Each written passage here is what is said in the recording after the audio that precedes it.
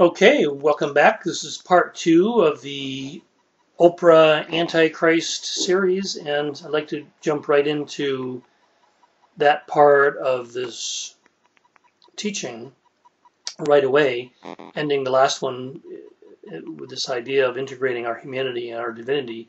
And one way we can look at that is just by using the words, our Christ nature, our divinity, and the Antichrist nature, which is our humanity.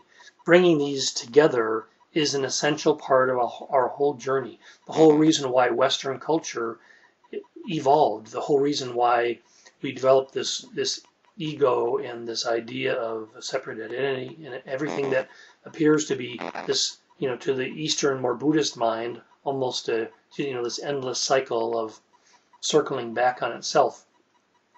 Getting down to a more specific and useful way of looking at this process, that each of us has in our own way developed this mindset where we separate things into good and bad, into even holy and evil.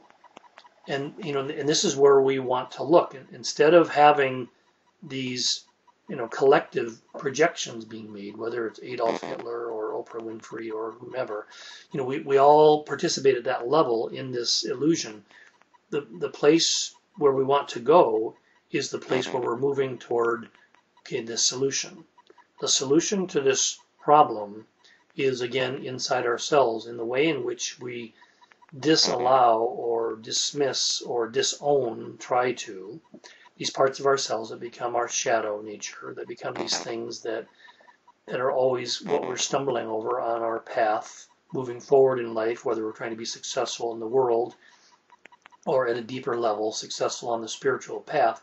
We continually stumble over these parts of ourself that we have disowned, dismissed, disallowed, we're trying to rise above. So much of the early spiritual work in anybody's path is work that speaks of ascending or transcending these aspects of our own self that we don't like, that feel uncomfortable. We want to be in this la-di-da, blissed out place that we first awaken to in our spiritual path. And who wouldn't? Whether we achieve that place with the help of drugs or alcohol or sex or whatever, we get into these blissful states, and it's like, well, I want to stay there. So then we seek a spiritual path that brings in traditions like meditation and prayer and yoga and tai chi and different things that help us move through these seeming obstacles that we have, so we're not always on such a wild ride between these polarities of our divinity and, again, our humanity.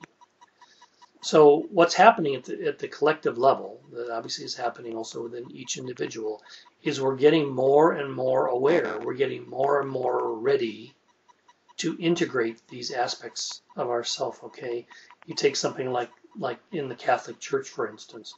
For centuries, certain abuses have been going on, abuses of power. And more recently, we're getting sensitive to this. We're getting aware. We're creating basically a safe and sacred space in which this healing can happen, in which these wrongs can be rectified. Okay, and it seems at first that there's an outcry, and there's all this judgment and all of this condemnation, like this never should have happened.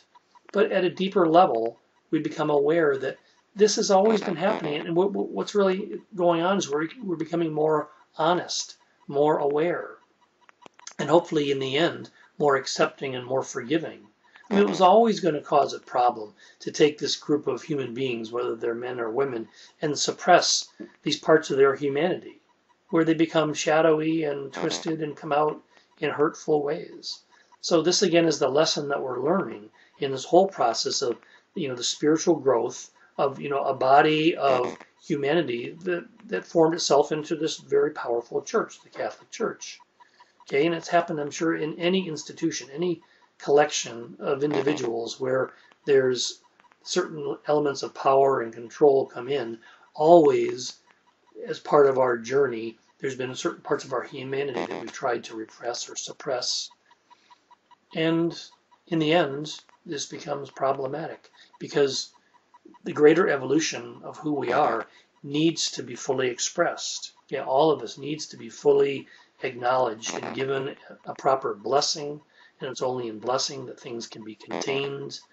And we find that, again, by allowing the shadow material to come into the light, it doesn't carry the power. It doesn't cause the problems that it caused when it was being suppressed or repressed.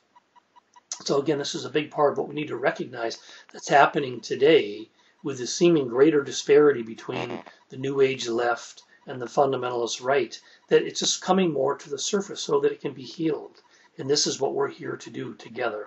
Okay, and I'm here to be somewhat of a way shower in this process, because it's been the devotion of my life for 30-something years now, is to be about integrating these elements that seem irreconcilable.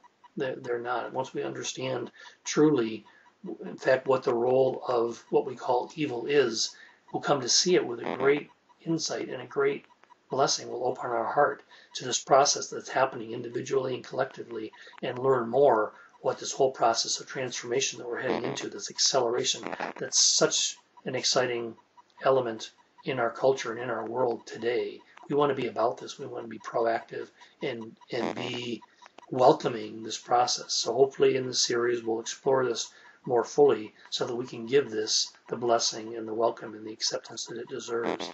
Thank you so much.